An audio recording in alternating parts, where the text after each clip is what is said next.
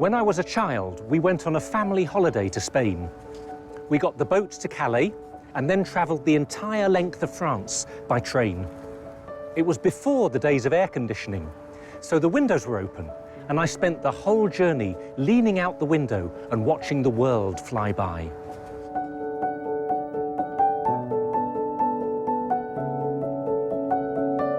I was completely blown away by the sights that flashed before me. I grew up in Hertfordshire in the south of England. The nearest thing we had to a mountain was the artificial ski slope in the next town. But now I was seeing mountains and valleys, rivers and plains, sleepy villages and sprawling cities. People going about their daily business, the noise and the silence of life, the shape of the whole world. It was a childhood experience of wonder and of the beauty of creation. Now, you don't need to go to France for that, although it's very nice if you can. It can come when you catch sight of the stars, or when you hold a newborn baby in your arms, or just sitting here looking out to the sea.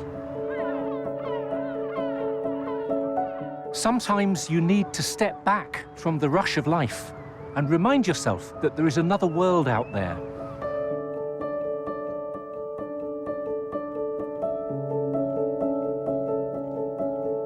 The Bible says so much about the beauty and goodness of the world.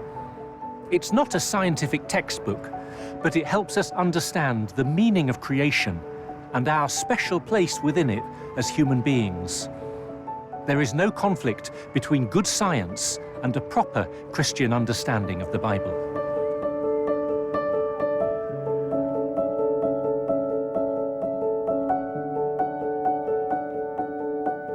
The book of Genesis teaches that creation comes from the hands of a loving God.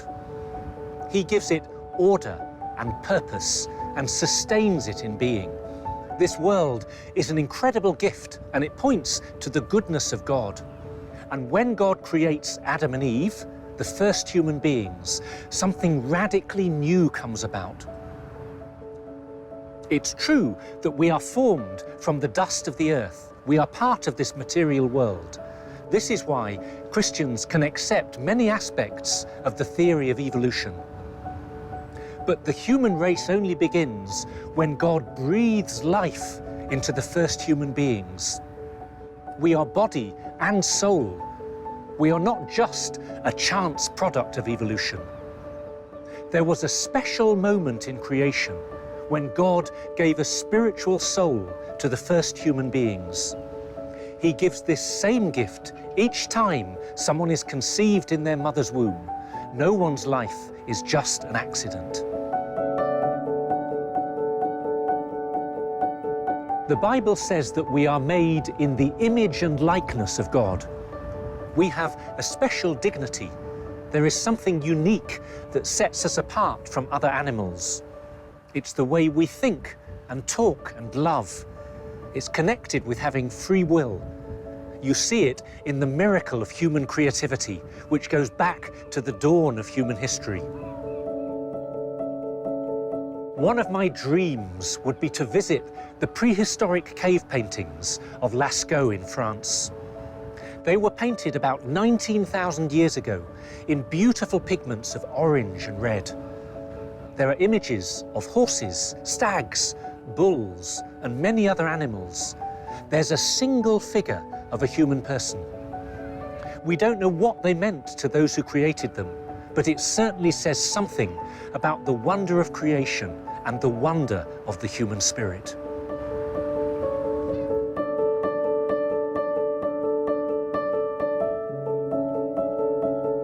I don't actually need to go to a prehistoric cave for this. I have 4 young nephews and nieces, and the back of my office door is covered with paintings they've given to me over the last few years. There are animals and human figures as remarkable as the paintings of Lascaux. My favourite picture is a gigantic snail, and of course, my own portrait drawn by my little niece. One of the great poems of the Bible, Psalm 139, it speaks about God's love for each one of us.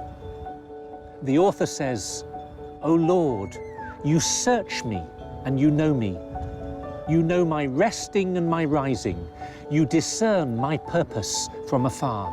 You mark when I walk or lie down. All my ways are open to you." And then it continues with a prayer of gratitude for the gift of creation, a prayer that we can echo in our own hearts.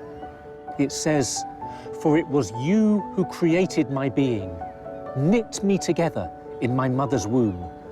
I thank you for the wonder of my being, for the wonder of all your creation."